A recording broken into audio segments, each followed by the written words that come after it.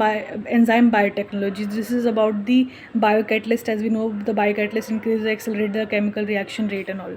Now we'll study about the enzyme immobilization. Means we take the enzyme, we'll use the inert insoluble material, and then it get immobilized. The inert insoluble material can be alginate, calcium alginate. Calcium alginate is used.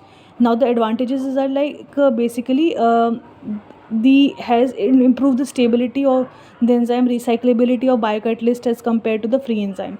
Reusability increases the biocatalyst, the immobilized enzyme increases the reusability, lowers the risk of contamination of the product, and improve the process control. The disadvantages is like some enzymes are insoluble after the immobilization. It can be expensive.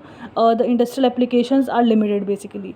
The carrier used basically in this enzyme mobilization, इसकी property क्या होनी चाहिए? It is cost effective, it should be inert, it should be physically stable and regeneratable. Third is adsorption. In this the enzyme immobilization, तो इसमें first पढ़ेंगे हम लोग adsorption. इसमें क्या था, कैरियर के सरफेस पे हम लोग एंजाइम को एड्सॉर्ब करवाते हैं. और ये जो बॉन्ड जो फॉर्मेशन होते हैं इनके, ये basically it is first discovered by Nelson and Griffin.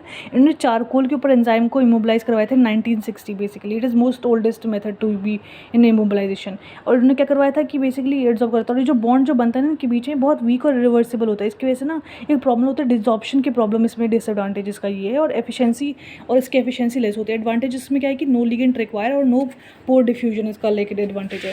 इसमें बेसिकली क्या होता है कि ना हम लोग डिफरेंट कैरियर का यूज़ कर सकते हैं. जैसे सिंथेटिक कैरियर में पॉलीएक्रमाइड जेल, प्रोटीन कैरियर में कोलेजन, अमाइनो ग्रुप में होता है अमाइनो बेंजाइल सेलुलोज.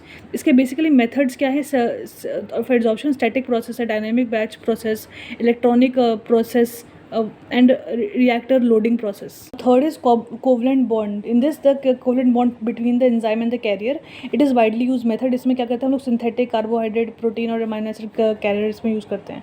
इसके बाद आता है मेथड्स ऑफ कोवलेंट बॉन्डिंग. इसमें होता है डायजिटाइजेशन, इसमें peptide bond formation and polyfunctional group is being added. In this we use the bifunctional और मल्टीफंक्शनल ग्रुप. पेप्टाइड भी between the amino group and supportive group. Desorption में between the amino group and the tyrosyl group is of the enzyme. Third of embolization method is enzyme is physically entrapped in this porous matrix, and this porous matrix contain the enzyme.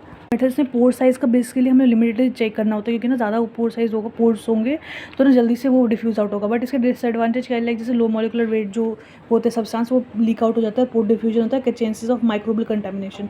इसके advantage है ये fast है, cheap process है और lesser chances of confirmation. Because generally क्या होता है entrapment के प्रोसेस में क्या होता है, इमोबिलाइजेशन के प्रोसेस में जो होता है ना कि कन्फर्मेशनल चेंज आ जाता है एंजाइम में, बट इसमें नहीं आता. इस प्रोसेस में इसमें क्या होता है basically pores adjusted prevent the loss of